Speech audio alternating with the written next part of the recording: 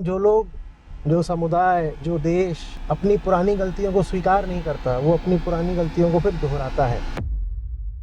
आप महिलाओं को बर्बाद करोगे, आप भी बर्बाद हो जाओगे।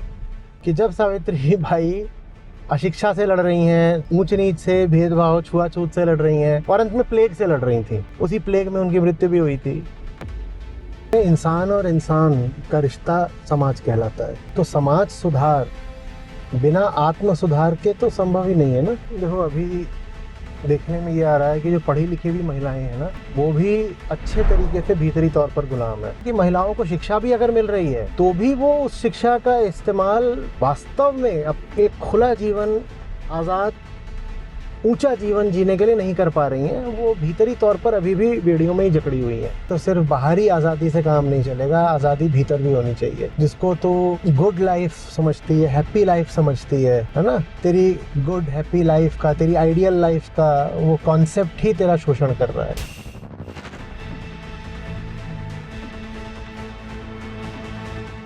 इससे अलग एक काफी स्टार्किंग कॉन्ट्रास्ट वो रहता है कि इंग्लैंड में 19th सेंचुरी में 1843 में एडा ऑगस्टा लवलेस जो है, उन्होंने पहला कंप्यूटर प्रोग्राम लिखा था।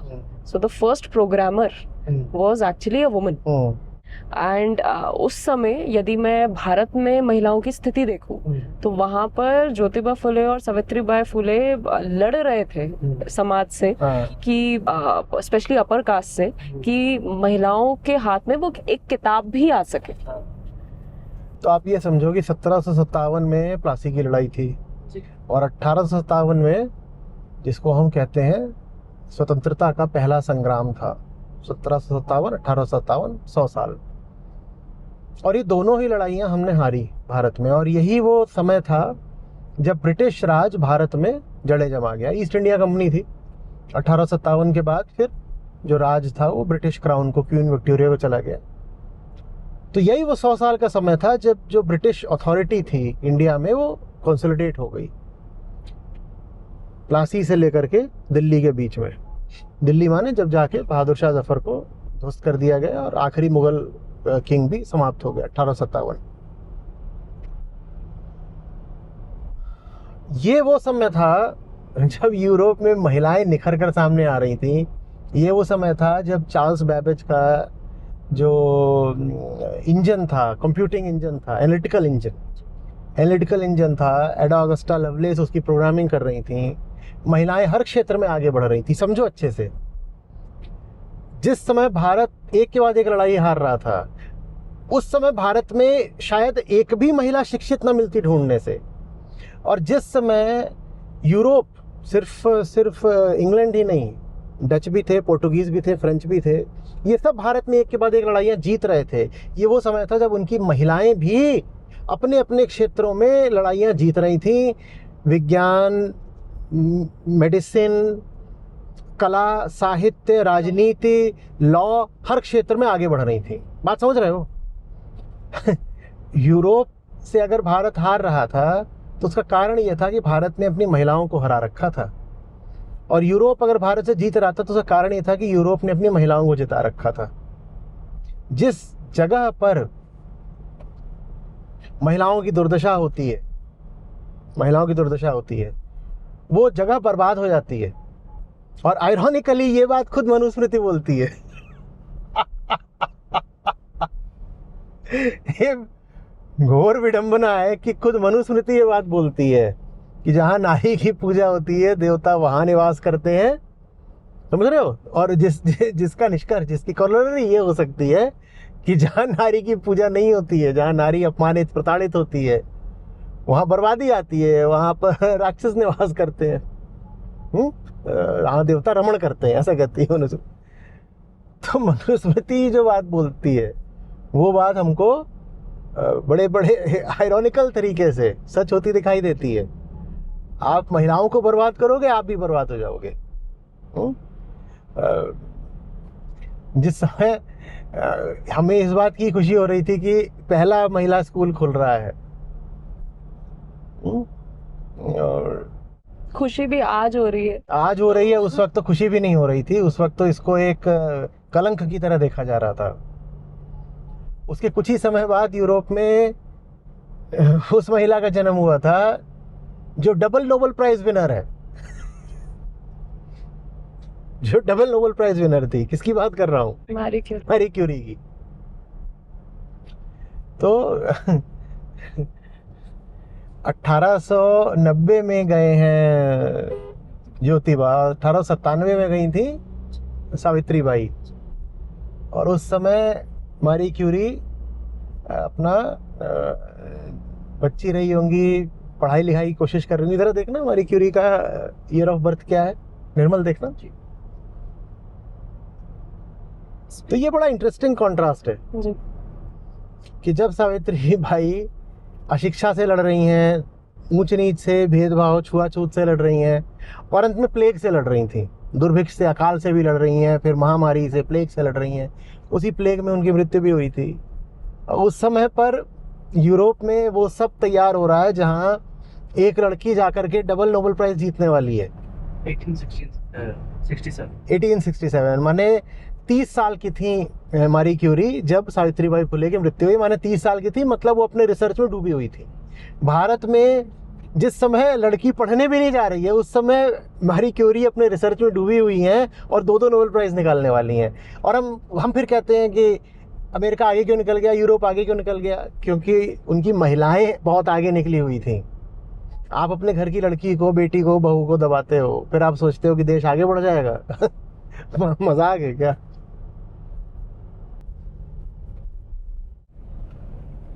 फुले मूवी में अच्छा सर जो सीन की बात कर रही थी मैम, कि जहाँ चल के जा रही थी सावित्रीबाई फुले और उनके ऊपर गोबर फेंका गया, वो एक तरह से विरोध था उनके सही काम का।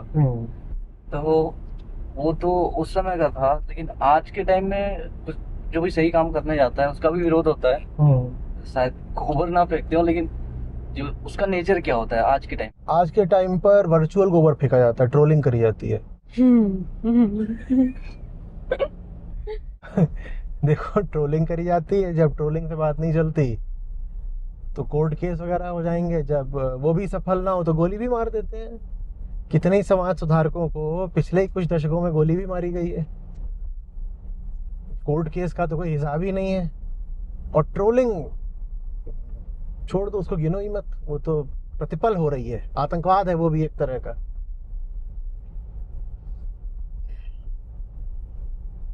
हमारे भीतर कुछ बैठा है जो सच्चाई से और उजाले से बहुत घबराता है। जब भी कभी कहीं प्रकाश आता है तो उसके सामने कई हथेलियां खड़ी हो जाती हैं। सूरज को जैसे हथेली से रोका जा रहा हो कि रोशनी नहीं आने देंगे, हथेलियां दिखाओ। धूमिल की पंक्तियां हैं, मैं हिंदुस्तान हूं।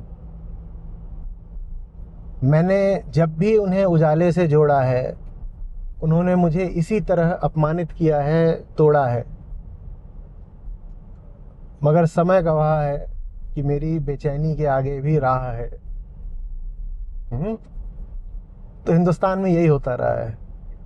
जब भी किसी सच्चे हिंदुस्तानी ने लोगों को उजाले से जोड़ा है, जब भी मैंने उजाले से जोड़ा है, उन्होंने मुझे इसी तरह अपमानित किया है, तोड़ा है।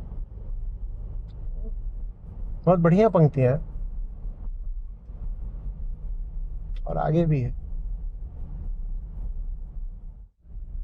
फिल्म में एक और डायलॉग आता है जो कि कहता है कि ज्योतिबा फुले से ही सवाल पूछा जाता है कि स्वतंत्रता संग्राम जो है वो चल रहा है, तो आप उसमें भाग क्यों नहीं लेते, और आप ये सब क्या कर रहे हैं, लड़कियों को पढ़ा रहे हैं। तो उसका वो जवाब कुछ इस तरीके से देते हैं कि अंग्रेजों की जो गुलामी है वो तो सिर्फ 100 साल पुरानी है, पर जिस गुलामी से मैं आजाद करना चाहता हूँ वो 3000 साल पुरानी है। वो तो है ही है। और पुरानी गहरी गुलामियां बची रहे, इसके लिए नए नारों को ईजाद करना बड़ा ज़रूरी हो जाता है। तुम कभी भी अपने असली दुश्मन को ना जान पाओ ना उससे लड़ पाओ। उसके लिए ज़रूरी हो जाता है कि जो आज के छोटे मोटे दुश्मन हैं उन्हीं को बहुत बड़ा बनाकर दिखा दिया जाए और तुम्हारी सारी ऊर्जा नकली दुश्मनों से लड़ने में व्यर्थ करा दी जाए। बात समझ आ रही है? तो यही ये बहुत पुरानी ये सब ट्रिक्स रही हैं, चालाकियां,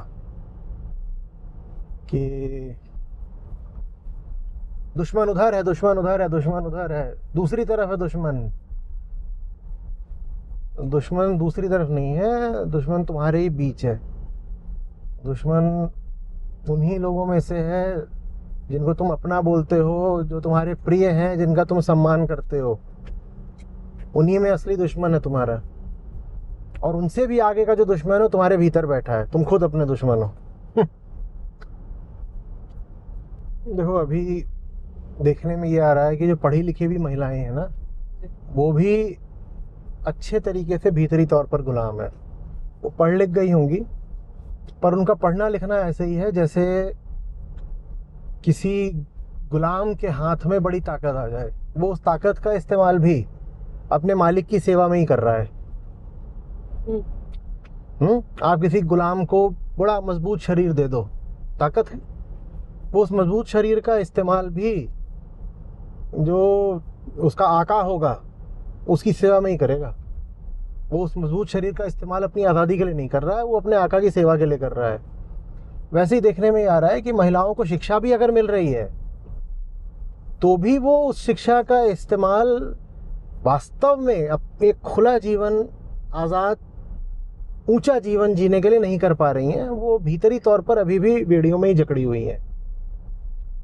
तो यहाँ फिर आपको उपनिषद याद आते हैं जो कहते हैं कि देखो, विद्या और अविद्या दोनों ज़रूरी हैं। अविद्या माने ये जो बाहरी सब ज्ञान होता है, अगर ये भी ज़रूरी होता है लेकिन ये पर्याप्त नहीं होता, तुम्हें विद्या चाहिए। विद्या माने खुद को जानना, हमारे भीतर कौन सी मान्यताएं रूढ़ियाँ बैठी हुई हैं, हमारे भीतर हम खुद ही अपने दुश्मन कैसे बनकर बैठे हुए हैं, ये सब जानना, आत्मज्ञान, ये विद्या है।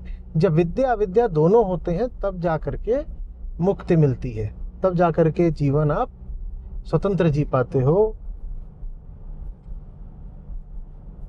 एक और क्योंकि आपके भीतर लगातार ये फीड किया गया है धर्म के नाम पर, रिलीजन के नाम पर, कि ये जितनी भी बेसिकली ऑपरेशन हुआ है वो उसी एक तरीके से अम्ब्रेला के अंडर हुआ है, रिलीजन के अम्ब्रेला के अंडर हुआ है। और लगातार आपको ये बताया गया है कि ये सेक्रेड है, ये चीज़ें सेक्रेड है। तो कई बार मैं ऐसा भी पाती हूँ कि जो महिलाएं एक तरीके से इनको अपोज करती हैं, कहीं ना कहीं उनकी लाइफ से इस चीज को हटाने के चक्कर में जो एक सेक्रेडनेस भी होती है ना, एक तरीके से जैसे आप ट्रुथ कहते हैं, वही मतलब है कि आपने मनुस्मृति के साथ साथ उपनिषदों को भी उठा के फेंक दिया बाहर। हाँ, तो ये तो हो ही रहा है। और ये जो हमारी तथाकथित लिबरल वर्ग की महिलाएं हैं, ये मूर्खता वो ज्यादा करती हैं। उनको लगता है जितना कुछ पुराना है वो सब सड़ा गला है, वो सब मनहूस है और उसी से महिलाओं का ऑपरेशन हुआ है। तो वो कुछ पढ़ने की भी ज़रूरत नहीं समझती हैं, जो कि अपने आप में अशिक्षा की निशानी है कि आप किसी चीज़ को रिजेक्ट कर रहे हो बिना उसको समझे।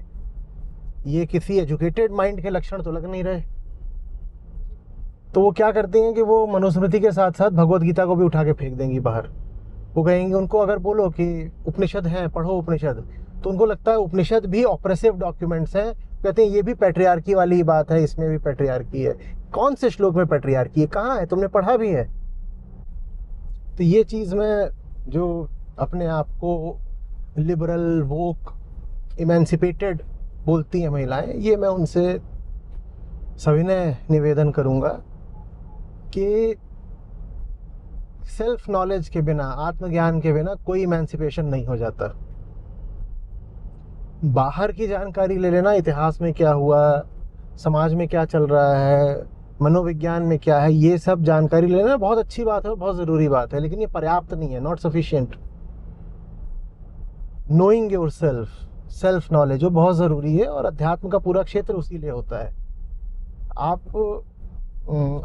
जो जो लोक धर्म है और अध्यात्म, आप इन दोनों में विवेक से भेद नहीं कर पा रही हैं, आप इनको कॉन्फ्लेट कर रही हैं। आपको लग रहा है एक ही तो बात है। जैसे कहा कि मनुस्मृति और वेदांत आपको एक ही बात लगती है, और ये दोनों दो विपरीत ध्रुव हैं, लेकिन आप शायद खुद ही चूंकि पढ़ना नहीं चाहते अपने बायसेस के कारण, तो फिर आपको पढ़ना होगा ट्रू लिबरेशन। आप तो लिबर्टी वाले लोग हैं ना, लिबर्टी होनी चाहिए, हम लिबरल हैं। लिबरलिज्म इन सब से आगे होता है लिबरेशन, और लिबरेशन की जो बात है वो दूसरों से तो लिबरेट होना ही है, खुद से भी लिबरेट होना है। और खुद से लिबरेट होना है तो फिर गीता, उपनिषद, वेदांत ये बड़े सहायक होते हैं। Liberation is not just about putting away the external oppressor, it is about realizing that you are your own oppressor because you do not know who you are. तो सर, ज्योतिबा फुले ने कास्ट और जेंडर ऑपरेशन दोनों को ही challenge किया था। तो ये जो पूरा एक एक्ट था, ये क्या सिर्फ एक सोशल रिफॉर्म था, या फिर इसका जो आधार था वो एक स्पिरिचुअल एक्ट था? असली सोशल रिफॉर्म बिना स्पिरिचुअल फाउंडेशन के हो ही नहीं सकता। क्योंकि सोशल रिफॉर्म माने क्या, सोसाइटी माने क्या, हम सब आपस में रहते हैं और एक दूसरे से कैसे व्यवहार करते हैं, एक दूसरे को कैसे देखते हैं, एक दूसरे के प्रति क्या मान्यता रखते हैं, यही समाज है। तो माने इंसान और इंसान का रिश्ता समाज कहलाता है, ठीक है। और इंसान को दूसरे इंसान से कैसा रिश्ता रखना है वो तो अध्यात्म ही तय करेगा ना। आप अपने आप को जो सोचते हो, आपका खुद को लेकर जो सेल्फ कॉन्सेप्ट है, वही तय कर देता है कि दूसरे से आपका रिश्ता भी क्या होगा। आपकी अगर अपनी आइडेंटिटी ये है कि साहब मैं तो एक बॉडी हूँ और मुझे अपने प्लेजर्स के लिए ही जीना है, तो आप समाज के सब दूसरे लोगों को भी एक बॉडी की तरह देखोगे और अपने प्लेजर के लिए उनको एक्सप्लॉइट करोगे। तो समाज सुधार बिना आत्म सुधार के तो संभव ही नहीं है ना। और आत्म सुधार को अध्यात्म कहते हैं। अगर इंसान नहीं सुधरेगा तो समाज कैसे सुधर जाएगा? ऐसा हो सकता है क्या कि इंसान तो सब हो बेईमान और अज्ञानी और भ्रष्ट, इंसान सारे ऐसे हो मेंबर्स ऑफ सोसाइटी, लेकिन समाज सोसाइटी बड़ा ज़बरदस्त हो, बड़ी अच्छी हो? ऐसा तो नहीं हो सकता ना। हाँ, तो ज्योतिबा फुले को जब आप समाज सुधारक बोलते हो तो उस समाज सुधारक की बुनियाद में अध्यात्म ही होगा। आज़ादी में मैं भी जीऊँ और आज़ादी दूसरों को भी मिले, ये तो आध्यात्मिक बात ही है। अन्याय न मैं सहूँ, अन्याय न दूसरों को सहने दूँ, ये तो आध्यात्मिक बात ही है। सामने कोई लड़की है, स्त्री है, उसको मैं एक इंसान की तरह देखूँ जो कि खुल के जीना चाहता है, जिसकी चेतना उड़ान मांगती है, ऊंचाई मांगती है, ये आध्यात्मिक बात ही है।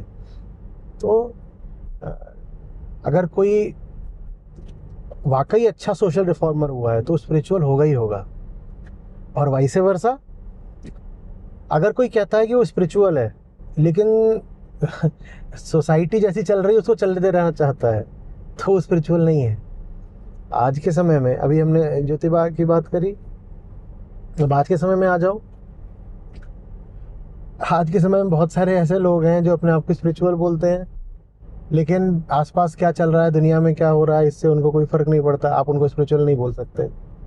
कोई वजह थी कि ज्योतिबा फुले को महात्मा बोला गया, आज उनको महात्मा फुले कहकर याद किया जाता है। इसीलिए ना, क्योंकि एक अच्छा समाज सुधारक होकर के ही उन्होंने ये दर्शा दिया था कि वो आध्यात्मिक भी है, इसलिए उनको महात्मा बोला गया। आज का तकाजा ये है, आज भी स्पिरिचुअलिटी बड़ी पॉपुलर हो रही है, पॉप स्पिरिचुअलिटी, नियो स्पिरिचुअलिटी, लेकिन इन लोगों को दुनिया के हाल से कोई फ़र्क नहीं पड़ता, कोई तकलीफ़ नहीं होती। तो ये आध्यात्मिक लोग नहीं है, ये तो ऐसे ही है बस। ज्योतिबा फुले ने हमेशा जो ग्रंथ हैं उस समय प्रचलित जो ग्रंथ थे या जो एक तरीके से प्रचलित रिलीजियस डोगमास थे, तो उनको एक तरीके से नकारा। तो किस तरीके का एक स्पिरिचुअल करेज चाहिए होता है जो कि जो होली है या सेक्रेड है उनको क्वेश्चन कर पाए। जो वास्तविक होलीनेस है, जो वास्तविक सेक्रेडनेस है, उसके लिए आपके पास प्रेम सम्मान होना चाहिए। तब जो नकली होली चीजें आप उन्हें क्वेश्चन कर पाओगे। जो कुछ समाज होली मान रहा है ना, आप भी उसको आराम से होली मान लोगे अगर आपका समाज के साथ स्वार्थ जुड़ा हुआ है। तो प्रश्न ये है कि आपका सत्य के साथ प्रेम गहरा है या समाज के साथ स्वार्थ गहरा है। अगर सत्य के साथ प्रेम गहरा होगा तो समाज ने आपको जो फर्जी होलीनेस दी होगी और फर्जी सेक्रेडनेस खड़ी करी होगी, आप वो सब ध्वस्त कर दोगे। आप कहोगे कि तुम्हें कोई चीज़ लगती होगी सेक्रेड, पवित्र, होली। मैं नहीं मानता। क्यों? इसलिए नहीं कि मुझे पवित्रता से समस्या है, इसलिए क्योंकि मैं वास्तविक पवित्रता से प्रेम करता हूँ, सम्मान करता हूँ। मेरे बात जैसे भगत सिंह कह रहे हैं ना, वाई एम एन एथीस्ट। वो कह रहे हैं कि जो धर्म तुम मानते हो और जो तुमने काल्पनिक सब रचनाएं करी हुई हैं ईश्वर वगैरह की, मैं उनको नहीं मानता। मैं इस अर्थ में एथीस्ट हूँ। क्यों? क्योंकि मैं सचमुच सम्मान देता हूँ सत्य को। मेरी सत्य के प्रति निष्ठा है, इसलिए मेरी झूठे धर्म के प्रति निष्ठा नहीं है। तो झूठे धर्म से टक्कर वही ले पाएगा जो वास्तव में सच्चा धार्मिक होगा। वो कहेगा चूंकि मेरे मन में सच्चे धर्म के प्रति प्यार है, तो इसलिए जो भी झूठी बातें हैं, झूठा धर्म है, मैं इसको ठुकराता हूँ, मुझे डर नहीं लगता। वो स्पिरिचुअल करेज है जो तुमने अपने सवाल में कही। स्पिरिचुअल करेज प्यार से आती है, सच्चाई के प्रति प्यार,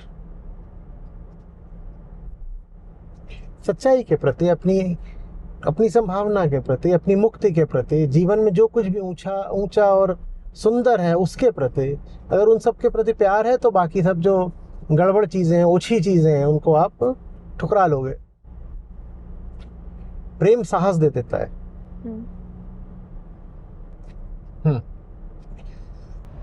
अगर कल्पना की जाए कि ज्योतिबा फुले आज जो है हमारे बीच होते,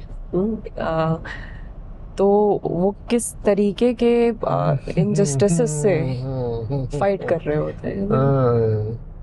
बातचीत जैसे जैसे अंत में पहुंच रही है, प्रश्नों में गहराई बढ़ती जा रही है। बढ़िया, बहुत अच्छा सवाल है। बहुत अच्छा सवाल। 2-3 चीजें होती हैं आज जिनसे वो जरूर संघर्ष करते। पहला, पर्यावरण। जैसे उन्होंने दलितों और महिलाओं के अधिकारों के लिए संघर्ष करा, आज वो प्राणियों, पशुओं, पक्षियों की प्रजातियों के अस्तित्व के लिए संघर्ष करते हैं। क्योंकि बात तब तो ये थी कि कोई है जिस पर अत्याचार हो रहा है, और बात आज ये है कि कोई है जिसका अस्तित्व ही मिटाया जा रहा है, उसकी प्रजाति ही विलुप्त कर दी जा रही है। एक्सटिंक्शन रेट पता है ना कितना है? रोज 100 प्रजातियां विलुप्त हो रही हैं।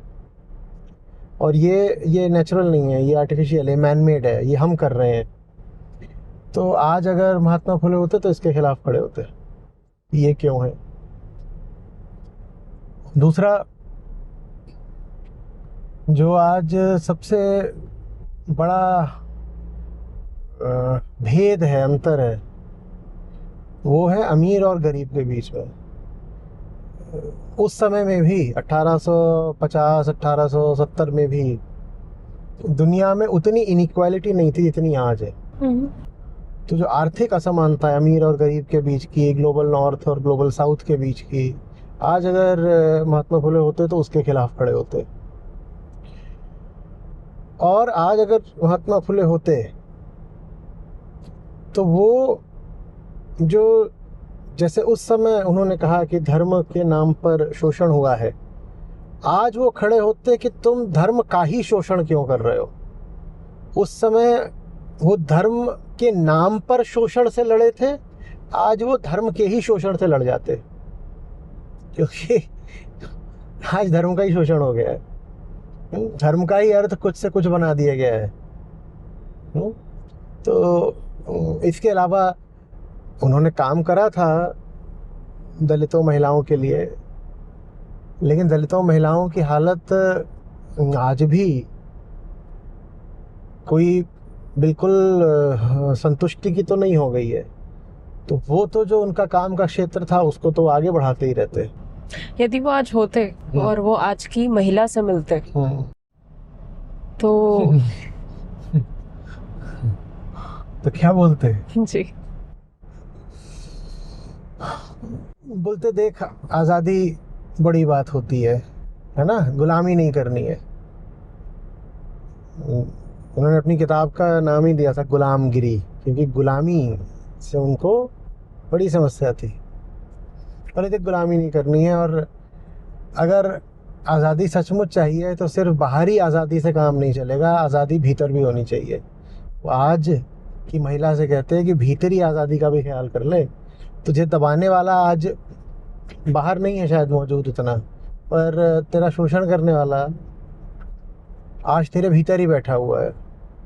जिसको तू अपनी मान्यताएं, धारणाएं, अपने संस्कार बोलती है, वही तेरा शोषण कर रहे हैं। जिसको तू गुड लाइफ समझती है, हैप्पी लाइफ समझती है ना, तेरी गुड हैप्पी लाइफ का, तेरी आइडियल लाइफ का वो कॉन्सेप्ट ही तेरा शोषण कर रहा है, ये कहते हैं।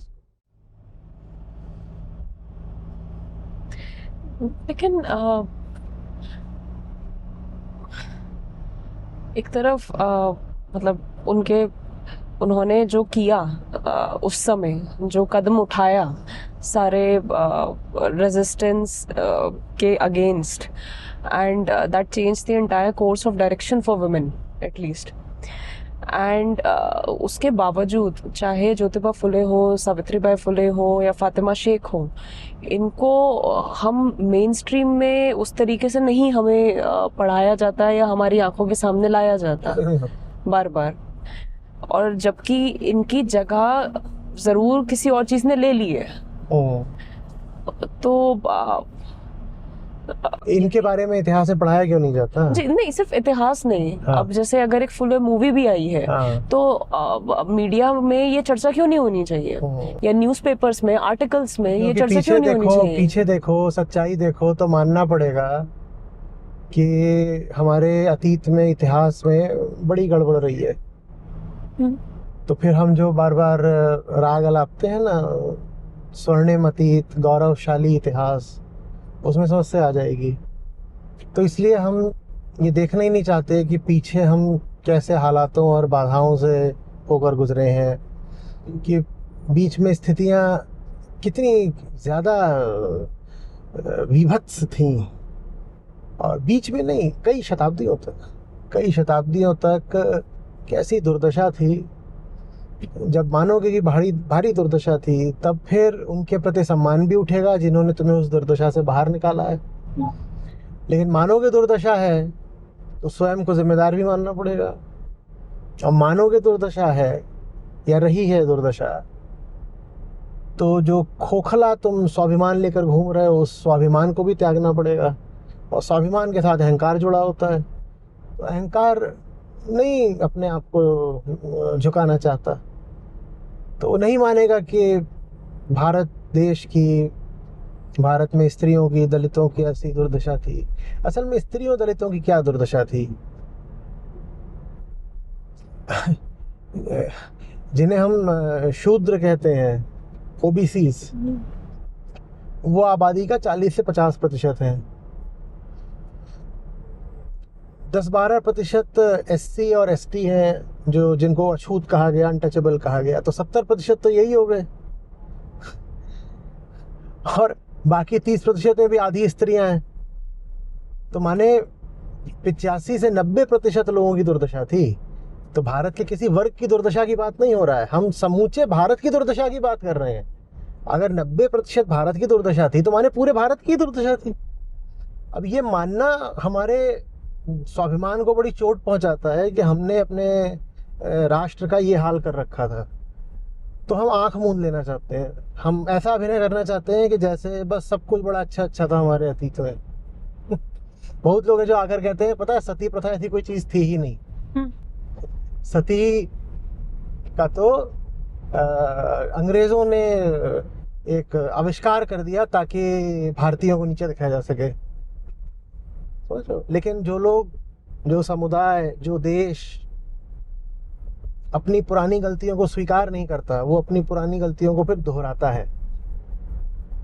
आप बेसिकली आज भी बदलना नहीं चाहते? हम आज ही बदलना नहीं चाहते। हम वही पुराना चक्र, गलती का, भूल का, शोषण का, अन्याय का, कहीं ना कहीं हम वो जारी रखना चाहते हैं। इसीलिए हम अपनी पुरानी गलतियों को देखना ही नहीं चाहते, और उन गलतियों को जिन्होंने सुधारा हम उनको सम्मान नहीं देना चाहते। ये खतरे की बात है। इससे पता चल रहा है कि आज भी हमारी नीयत कुछ बहुत अच्छी है नहीं।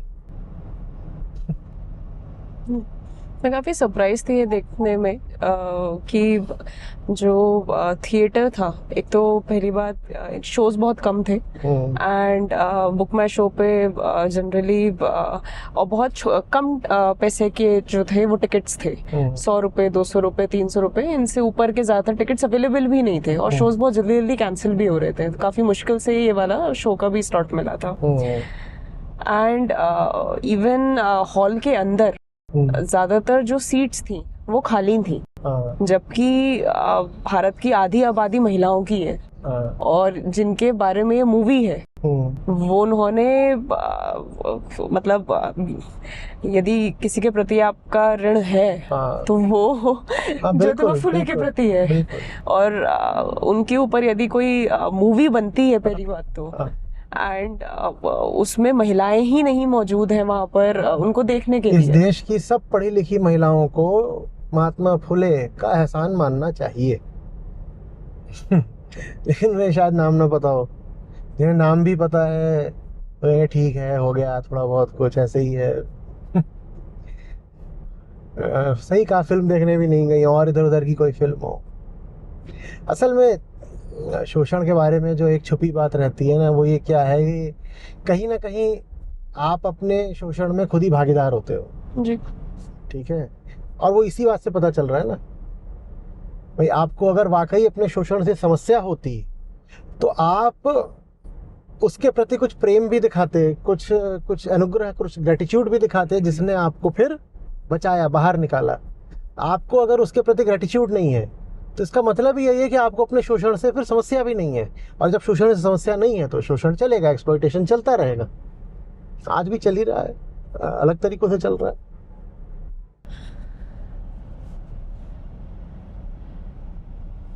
कई बार ऑब्जर्वेशन में ये भी आता है कि महिलाओं ने खुद को इतना एक तरीके से कमज़ोर बना लिया है, या रीढ़ इतनी कमज़ोर कर ली है अपनी कि उनको अब ऐसा लगता है कि only through exploitation can they exploit anybody. Intentionally नहीं करना चाहती, बट कमजोरी इतनी है, रिवर्स एक्सप्लॉयटेशन, कि हम इतने कमजोर हो गए हैं कि हम अपने दम पे तो चल नहीं सकते जी, तो चलो अब हम भी दूसरों को एक्सप्लॉइट करते हैं जी। और वो तभी संभव है जब आप पहले खुद अपना एक्सप्लॉयटेशन कर पाओ। हाँ वो तो है। अदरवाइज देखो, spirituality is about health, it is about neither remaining weak nor weakening the other. खुद भी स्वस्थ जीऊंगा और तुझे भी स्वस्थ करूंगा, ये अध्यात्म होता है। जी। तो पर स्वस्थ होते ही जो आपने बहुत सारे अपने स्वार्थ यहाँ वहाँ से आपकी जिनकी पूर्ति हो रही होती है वो कटते चले जाते हैं, छूटते चले जाते हैं। पर स्वास्थ्य की बात ही यही है ना कि उसके साथ ताकत भी आती है। स्वस्थ होते आते हो तो बैसाखियां छूटती पर जाती पहले डर हैं। आता है। हाँ डर आता है, पर ताकत आ गई है ना। आप स्वस्थ हो गए तो आपकी बैसाखी छूट गई, क्रचेस पर आप पहले चलते थे तो एक सेकंड को हो सकता है बुरा लगे कि अरे मेरी बैसाखी चली गई, पर आप स्वस्थ हो गए हो, आपको बैसाखी की अब जरूरत ही नहीं है। वो जो आपके पुराने सहारे थे या सपोर्ट सिस्टम्स थे वो आपसे हट जाते हैं, और ये अच्छी बातें हट जाते हैं क्योंकि अब आपको उनको जरूरत नहीं है उनकी, आपको तो अच्छी बात है। यदि फिर से वही जो मैंने आपके सामने सवाल रखा था कि ज्योतिबा फुले जो है या फिर इवन बाबा साहब अम्बेडकर यदि आज आते हैं, आज यहाँ होते हमारे बीच, फिजिकली होते और वो महिलाओं को देखते और वो महिलाओं का फीमेल लेबर पार्टिसिपेशन रेशियो देखते, तो भारत में बहुत कम है और बढ़ने का नाम नहीं ले रहा, कम हो जाता है और ज्यादा बीच में। तो कुछ नहीं, तो कहते यही कि हमने अपनी इतनी मेहनत इसलिए थोड़ी करी थी, हमने जान इसलिए थोड़ी दी थी कि तुम एक तरह के शोषण से निकल के दूसरे तरह के शोषण में चली जाओ। हमने तुम्हारी आज़ादी की कोशिश करी थी, हमने ये थोड़ी चाहा था कि तुम अपनी आज़ादी का सौदा कर लो। पहले तुम्हारी आज़ादी तुमसे छीनी जाती थी, अब तुमने अपनी आज़ादी को ट्रेड कर लिया है, उसका सौदा कर लिया है। दोनों ही हालत में तुमने अपनी आज़ादी छोड़ दी है। कोई तुमसे पहले छीन लेता था ज़बरदस्ती, आज ज़बरदस्ती वाली बात नहीं है क्योंकि लीगल प्रोटेक्शन है और बहुत सारी सोशल जो निगाह है वो भी बदली है। तो आज आपकी आज़ादी को ऐसे छीनता नहीं है तो आप खुद ही उसको बेच देते हो कुछ बेनिफिट्स के बदले में। तो उनको दुख होता। वो कहते कि कितनी मेहनत से तुमको कोई चीज़ दिलवाई थी और तुमने बेच दी। वैसे ही जैसे कि मैं मान लो तुम लोगों को कोई गिफ्ट दूं, बहुत मेहनत से गिफ्ट ला करके दूं, हाँ, और तुम उस गिफ्ट को बेच दो किसी बहुत सस्ती चीज़ के लिए। ऐसा था हुआ है। और गिफ्ट पाने में ना अक्सर ये बड़ा एक खतरा रहता है क्योंकि गिफ्ट आपने अर्न तो करा नहीं है ना, आपको तो गिफ्ट मिला है, आपने उसको कमाया नहीं है।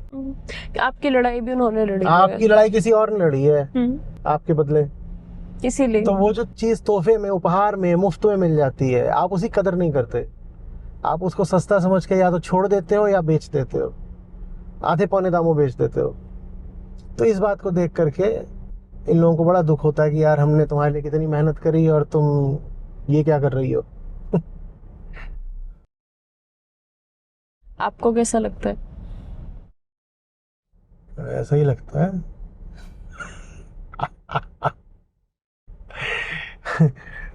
ज्यादा ईमानदारी की बात होती है कि जब कोई गुलाम है और वो साफ साफ गुलाम हो, प्रत्यक्ष गुलाम हो, ऑब्वियसली गुलाम हो, समझ रहे हो। और बड़ी समस्या हो जाती है जब कोई है तो गुलाम, पर वो दिखा ये रहा है कि मैं वोक हूँ, मैं लिबरेटेड हूँ, मैं एनलाइटेंड हूँ, मैं मुक्त हूँ, लिबरेशन है, फ्रीडम है, वो ये सब दिखा रहा हो, तब बड़ी ज़्यादा समस्या आ जाती है। आज वो समस्या आ गई है। हो तुम भीतर से अभी भी गुलाम ही, और भीतरी आज़ादी बिना अध्यात्म के आ नहीं सकती। विजडम से, स्पिरिचुअलिटी से तुम्हें डर लगता है, तो भीतर हो तुम गुलाम, अपनी टेंडेंसीज के गुलाम हो, अपने थॉट्स, अपनी फीलिंग्स के गुलाम हो, अपनी कंडीशनिंग के गुलाम हो, इन सब चीज़ों के तुम गुलाम हो, आज भी गुलाम हो। लेकिन आज तुमने एक नाटक करना बस सीख लिया है, एक प्रिटेंस सीख लिया है कि मैं तो आज़ाद हूँ। गुलामी जब गुलामी जैसी लगती है तो उसको हटाना, चुनौती देना थोड़ा आसान होता है, लेकिन गुलामी जब आज़ादी का नाम पहन लेती है, आज़ादी का मुखौटा पहन लेती है, तो उस गुलामी को हटाना और मुश्किल हो जाता है। आज कुछ मामले में और मुश्किल हो गया है महिलाओं की गुलामी को चुनौती देना, क्योंकि महिलाओं का एक बड़ा तबका है जो झूठी आज़ादी को आज़ादी बोल रहा है। ये लीजिए, हम वापस पहुंच गए। कोई आखिरी बात? रात में चले थे, सुबह हो गई। हर अच्छी यात्रा ऐसे ही होती है ना, बिल्कुल आधी रात के अंधेरे से उसका आरंभ होता है, मंजिल आते आते थोड़ी रोशनी दिखाई देने लगती है, पर जैसे रोशनी दिखाई देती है तो पता चलता है यात्रा का अंत भी हो गया। यात्रा का अंत हो जाता है, यात्री का अंत हो जाता है, वो अपने पीछे रोशनी छोड़ जाता है। अब जिनको रोशनी का तोहफा दिया है वो जाने कि उन्हें उस तोहफे का क्या करना है। आमतौर पे हम रोशनी का सदुपयोग करते नहीं हैं।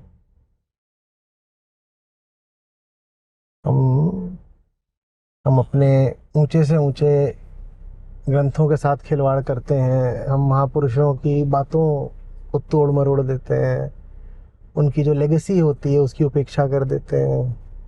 यही सब चलता रहता है। चलो